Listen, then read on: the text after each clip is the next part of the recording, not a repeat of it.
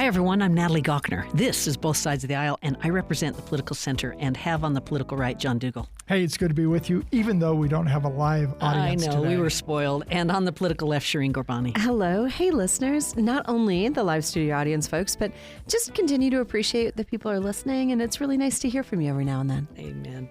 So I'm going to use a word and then let you guys pick the topic. Nothing burger. Oh, okay. What is that topic? Trip to China. You got it, John. You got it.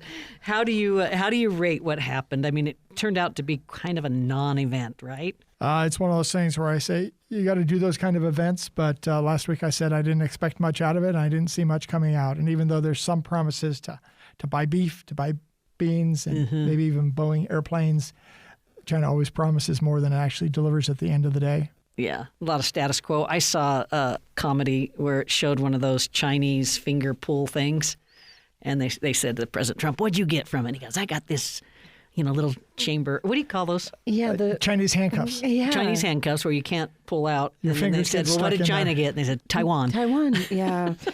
Unfortunate, but I think it just continues to be a real demonstration of this administration's inability to actually deliver for the American people, whether it's negotiating around prices, where we're seeing extreme price increases for, everyday Utahns, or if we're talking about what's happening in the Strait of Hormuz.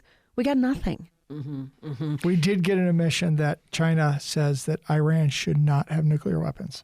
So we did get that. We also have the G7 countries meeting this week. This is the U.S., U.K., Japan, Italy, Germany, Canada, and France. I'd love to be a fly on the wall in those meetings. What do you anticipate will come out of this? I think they're going to talk about public debt levels. It'll all be economic, but who knows? We'll see. And how can I just quickly check in on how is our debt? Oh, it's terrible. It's terrible, isn't it? 39 trillion and growing. And growing. Has Republican control done anything to slow that down? No, and Just checking. Democratic control has not done anything. It doesn't matter which Just party's checking. in charge. It just keeps growing out of control. Well, and it's a problem everywhere, by the way. Yeah. Not just in the U.S. Right. So- Right. And then we got changing demographics, which place even greater pressure on it. Old age pensions and so forth. We had a primary over the weekend. This is GOP Senator Cassidy, who lost his primary bid. He was campaigned against by President Trump. So two Republicans did better than he did, and they go to the primary, and a sitting senator is left on the sidelines, Shireen. Yeah. Now, I have to say, this is a person whose politics I certainly am not a fan of. But he really did come out in his concession speech on Saturday and say something I think we should all be paying attention to and frankly be proud of him for. And basically what he went on to say is when you participate in democracy, things don't always go your way, but you don't pout, you don't whine, and you don't claim the election was stolen. John? Well, one of the key things. Go ahead. Yeah, well, no, did you follow this? A little bit. I mean, this is one of those things where Senator Cassidy had tried to play nice over many years with Trump, but his disloyalty, if you will, over the January 6th and his vote to impeach the president over that was one of those things the president could not overlook. Yeah. We also got the vote on the new Fed chair. Kevin Warsh is now the chair of the Federal Reserve, replacing Jerome Powell. Shireen and John, this was the most partisan vote in Fed chair history, by the way. Yeah. A lot of times it's much more unanimous, because they respect the position of the president to nominate, and they're usually some esteemed, Fed economist of some sort. So you had a Democrat, John Fetterman, crossed over and voted with the majority of the Republicans, and a couple of Republicans Moved the crossed other over way. to vote with the Democrats. Yeah. So let me give you something to watch for. I like Kevin Warsh. I think this is a good pick. A lot of the things he wants to do are going to take time, and you won't see him instantly. But one of the things he doesn't like is what they call forward guidance.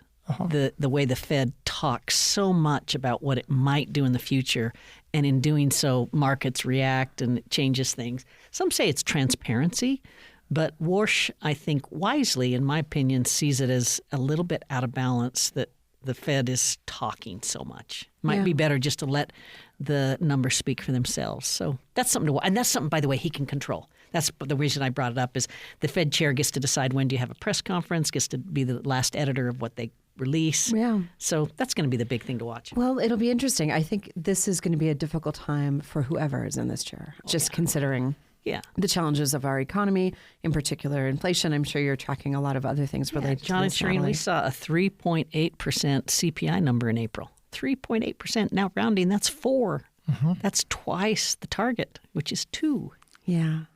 And what is that again? You don't see them dropping the rates then? Is that what you're saying? That's what I'm saying, yeah. So it's this crazy thing where you have an economy that's jobs are slowing, but the prices are overheating. And that's a dynamic that the Fed doesn't like, and they have to deal with it. And on balance, I think they care more about the price level than they care about unemployment. Unfortunately. And President Trump has been condemning Jerome Powell over not lowering rates. So you're saying Kevin Warsh is now going to be painted into a corner. Yeah. How does he deliver on the calls that helped put him in there? Yeah, he's got a tough job, but I'll tell you, he's very experienced and knows his stuff, and he'll be good.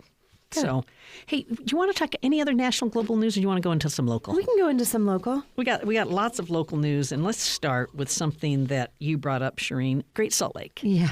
So we had some changes over the weekend. Brian Steed, who's the Great Salt Lake Commissioner, on Friday announced that he's going to take a new position at Utah State University. So we lost our Great Salt Lake Commissioner, and he will no longer lead what's called the Janet Quinney Lawson Institute of Land, Water, and Air, a wonderful institute up at Utah State University. So I'm watching this news pretty closely. Yeah, so I think the thing I'm a little bit concerned about, I wouldn't say I'm like, I don't have strong feelings one way or the other about Brian Z, but I do feel like that is an important role, and I think he's been fair. I think he's been engaged. I think he's helped build momentum. He's built trust. I'm telling you, if you looked at his resume and his experience for that job and then saw behind the scenes the way he was working it, he's super skilled. So that is something that I'm worried about when I think about what happens now, especially when we understand that the czar, right, is a person who can really be pushing ahead when we understand that things like a massive data center that nobody wants might have long-term implications on our, like, nobody wants. They can really, well, ask any Utahn that is not in our legislature, basically. There's a Canadian mega dude that really wants it, but I think beyond that, it's pretty hard to find an average person.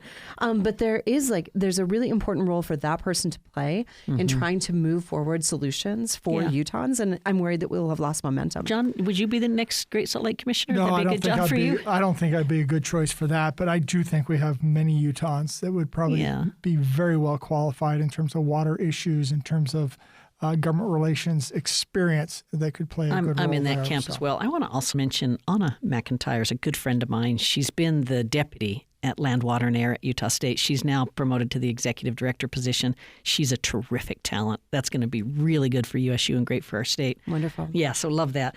Okay, John, you asked me a question. Why don't you share with the public what you asked me? I asked you lots of questions. There was a headline that I saw which was questioning about the University of Utah president's travel with his wife. Yeah. And I just saw the headline. I didn't have a chance to read the story. So what's the rest of the story? Well, the way I would... And I think it was the Salt Lake Tribune that had that headline. Yeah, the way I would say this is, there's all this information about the travel, the dollars spent, where they went, what they did. I want to just mention that the University of Utah is a large enterprise. It's an enterprise that requires... that requires the chief executive officer, if you will, to be on a global stage, that requires a lot of relationships with donors and faculty and the like. Well, remember, only part of it is about the school. A big part is about the hospital. Yeah, and another big part is about the sports. It's a premier public research university with a almost $1 billion research budget, a lot of Olympic partnerships and roles. And I think anybody who takes a close look at this will see a couple of things. Number one, quite unfair, going after the president's wife. A lot of that travel... You're saying the Salt Lake Tribune would be unfair? Oh, yeah, I am. A lot of the travel is reimbursed. That was not clear in the story. A lot of the travel self-funded, not clear in the story. And it's also this notion that this woman is an ambassador for the university and represents the university on a global stage. And she's unpaid in that role. And for me, it brings me great satisfaction to know that our president is traveling with his wife and representing our university in that way. I'll just say, kind of outside of this, whether I think there's plenty of room for debate and a want for transparency around this.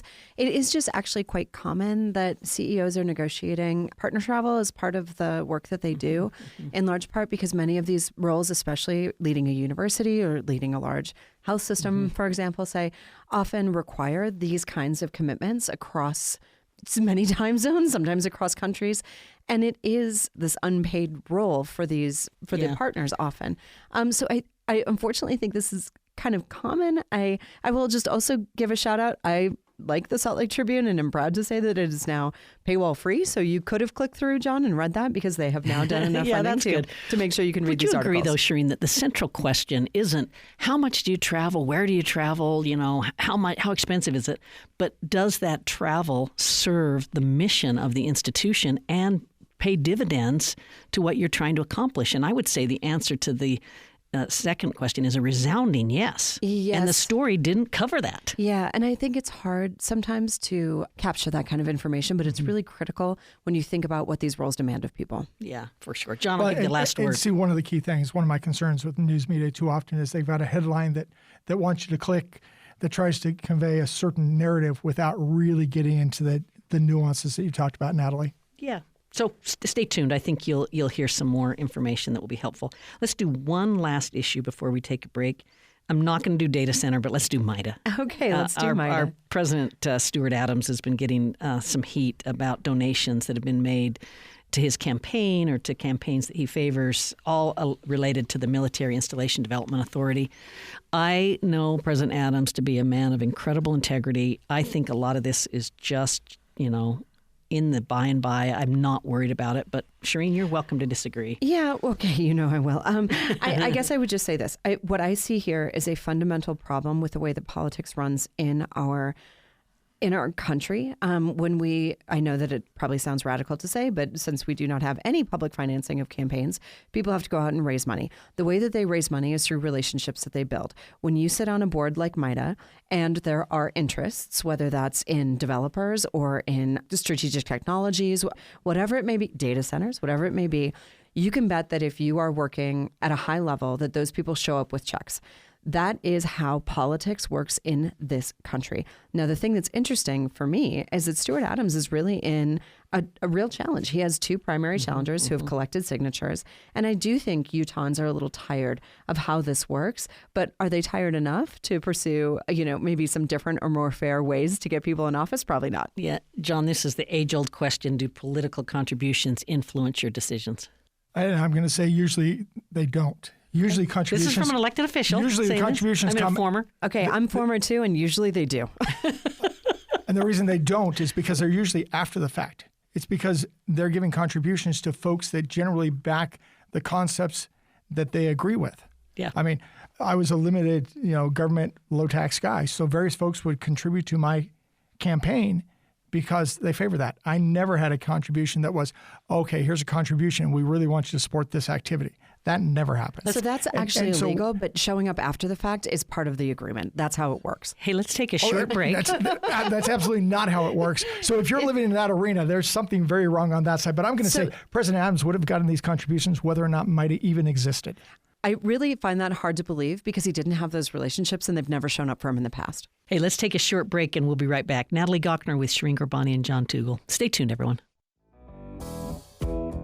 You're listening to Both Sides of the Aisle on UPR. We love to hear from listeners like you. If you would like to send us a comment, email bsotapodcast@gmail.com.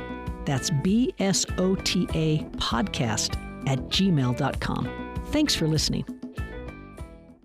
Shireen Gorbani on the left. John Dougal on the right. And Natalie Gochner in the Political Center. This is Both Sides of the Aisle. You two, let's do a little reflection on the Wilkes Climate Summit. That sounds great. I hope the listeners enjoyed a live program. We think it's the first ever maybe for this. Unusual for us. Unusual for us. Yeah. So this... You spoke before we actually did the podcast. Yeah, I did. And you guys are making me have to remember what I said, but I essentially... They were words of wisdom, and they called for you to run for governor, so that's what we remember. However it goes. Are you going to take campaign contributions? I painted the picture of the political middle. Yeah. And so, I've talked about the middle station, the golden mean, the notion of liberating what's right and true and conserving what's right and true. I feel like we do that on this program. When I hear you about writing the fence. When I hear John say something I agree with, that's right and true. And I want to conserve that. And then when Shireen has an idea that is real creative and different and takes us out of the status quo, that liberates something that's right and true, I agree with that. So I just kind of walked through the importance of mutual accommodation. Yeah. That was the term I tried to use. And I actually quoted the LDS prophet who's done a lot in that area of mutual accommodation. This is his legal background. And he's even in his not in his role as prophet, but in his role as a member of the 12, spoke at the University of Virginia and made that point. And I quoted him. So that was kind of novel. Interesting. Well, what I reflect on is just how interesting and incredible it was to sit in a room full of people who really are building knowledge, innovation, intervention around some of our most pressing problems from all around the world. So there were folks there from all around the world. And when you think about, I feel like I was a little bit taken with, was it Huntsman's in the last campaign, this sort of idea about Utah being the crossroads of not just the West, but of the world. And when I sit in rooms like that, I believe that we have even greater power than we are currently accessing. And I think that we can bring together people who can solve some of our most critical problems. A piece that I always get interested in is that connection between what's happening in those rooms and spaces at the university and how that gets out to everyday people. So I hope you enjoyed the episode. I know there's another section of it coming where you get to hear from the winners. It's really a wonderful component. I think academics and a strong academic institution is essential to our advancement as a community. And sometimes academia liberates what's right and true. Yeah. And I feel like that relationship certainly frayed in our state, often attacked by our legislators, I should say. But I think that there's a lot to be gained when we are able to bring these connections and solutions down to people. John, did you feel well treated? I was well treated there. One of the interesting things I took away from some of the comments and questions was that, well, I think everybody in that room was very concerned about climate change. I think they were trying to articulate that their findings and their identification of the concern is much more nuanced than gets reported and fed out to the public. The headlines, the stories, whatever, seem to portray it as much more catastrophic rather than the nuance that they're trying to articulate. And so what that says is they also have a communication challenge of trying to get their message out so folks can then act on it. So when Shireen talks about people overreacting and attacking, was partly because they're not necessarily talking to this group, but they're hearing the information from another group. Yeah. There's a principle in environmental work that's, science for facts and process for priorities.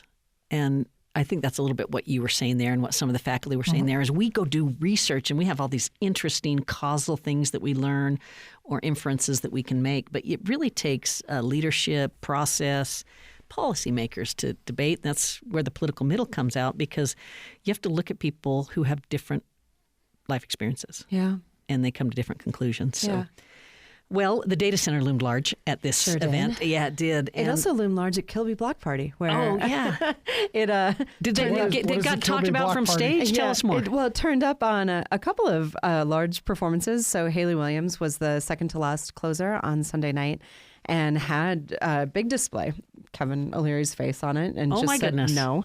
And was it powered by a data center? And then that's a good point, John. There were kids in the front row with their phones up, just saying Utah does not want a data center, and that's I think 90,000 people attended that, and I got to say, got a warm reception. They were using data centers to take on data centers. I always love the the Facebook or the Twitter warriors who are using the data centers to complain about the data centers. They do want data centers. I think there's a pretty big difference between this hyperscale data center and maybe more responsible types of development, which it seems like you would also be a fan of. Well, this is where the political middle will loom large, right? Because a smaller one is starting to recognize that you got to take these ideas from both sides. So we have our House Speaker, Mike Schultz, who through some, pretty good investigative work, this Elevate Utah pair that does social media news work, but they found that he has some properties in rough proximity to the data center, raised some questions. Speaker Schultz, he's basically making the point that he is concerned about some potential environmental impacts from the hyperscale data center. I'll read a quote. He said, "I want to see what those studies are before I can make a decision on this one way or the other." So that's different than a lot of his colleagues. I mean, Jason Chaffetz has come out saying, we need to do this. Governor Cox, he's, backed off a little bit, but he's basically made the case for AI in our state. Yeah, Mike Schultz in this place, he's a rancher. So he's coming from a rancher perspective of what that means to ranching, and those other ranchers feel similarly. I think the ranch that's close by is family-owned, him, his siblings and parents, something like that. He's got some other property, it sounds like, in Box Elder, but it sounds like it's 25 miles away.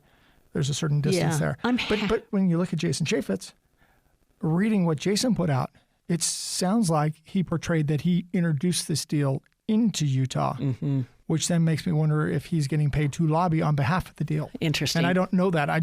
The way it was worded causes you to speculate. I'm happy to know that our speaker is calling for air quality and water use studies. Shireen. Yes, I am too. Yeah.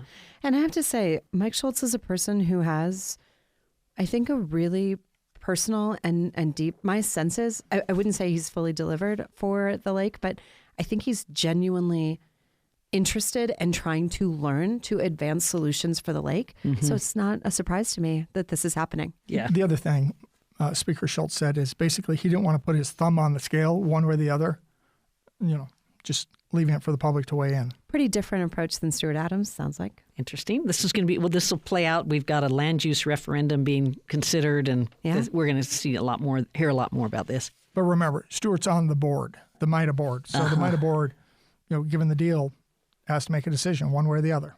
Interesting. John, I like what Representative Mike Kennedy is doing to block paychecks for Congress during future shutdowns. I think you said it was something like a gimmick or it's been tried before, but I like this. Many other folks have done it.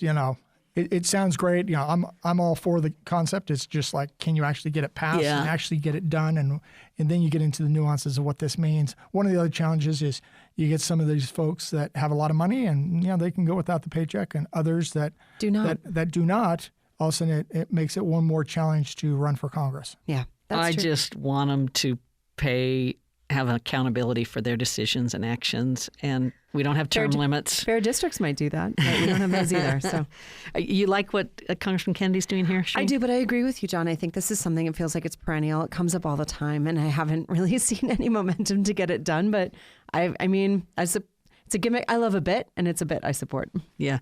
Shireen, have you been following what Nate Bluen's been doing on Middle East politics? He did an interview on this that got a little bit of news. You follow this at all? Unfortunately, I have, or maybe fortunately, I have to say this is stuff that I'm spending a little bit less time steeped in. I don't have time to really engage in long format podcasts like this or conversations. However, I think that what's interesting about it is while I definitely understand that folks like Hassan Piker can draw attention in certain ways, I feel like time is better spent making deep connections in community. And I have to say, Nate Bluen's been doing quite a bit of that. He's very available in our community. He's been out knocking doors, just as everyone who is running for Congress should be doing. If you are not finding these people in community, out on doorsteps, having public events, I don't think they have much business doing it. I don't think podcasts kind of move people much one way or the other. Interesting. Part of the dynamics when it comes to being an elected official is there's two things. Are you quote unquote true to your convictions and you tell people what you stand for and who you are and let them vote or not?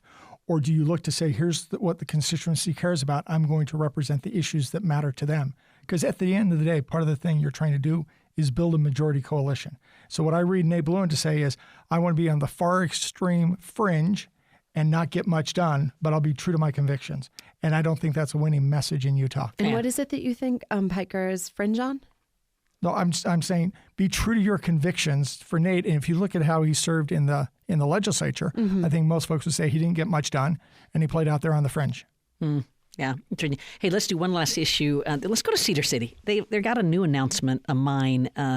It's of a mineral called antimony, which I love. There's a town called Antimony in Utah. There is. This is a Have you spent time there? critical mineral. Well, you know more about antimony, John? Oh, I have family reunion there. Oh, I love it. We should ask you. Finally, it's a very small place. Okay, well, it attracted Senator John Curtis, Governor Cox, to talk about this new smelting plant to refine antimony. It's a critical mineral for defense systems, battery storage, flame retardant materials, advanced electronics. This is so vintage Utah, and what I mean by that is we have a little bit of everything in this state. It's a terrific asset to our state. Yeah. Oh, and that's one of the key things. We talked about China earlier. I think we need to harvest and mine for resources here to have a more resilient supply chain. So. I'm just curious what the community has to say about this. It feels like this is a much different scenario, though there are certainly environmental impacts that are related to this as well. I'm curious if we know if the folks of antimony are concerned or if they feel like this has been done with their input. Yeah. Shireen, they're saying that this would be the first domestic source of antimony and reduce our country's reliance on the mineral from other countries. So I just like this. There you go. Yeah. There you go. I want to go back. Okay, let's do it. We got one more minute. You asked me a question about Hassan Piker. He's a self-described Marxist. So I would describe that as an extremist view. Well, I'm just curious if you've engaged with listening to what he's talking about, because what he's really talking about are advancing workers' rights, ensuring that people have the ability to have fair wages for the work that they put forward. You just asked, is it an extremist view? And being self-described as a Marxist, I would say is extremist in Utah. Okay.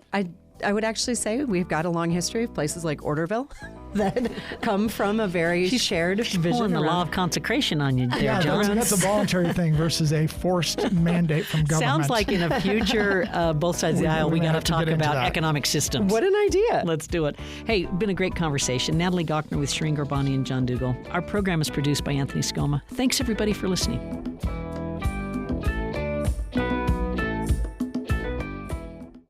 Hi, listeners. This is Natalie Gochner. This episode will be available shortly at upr.org and wherever you get your podcast.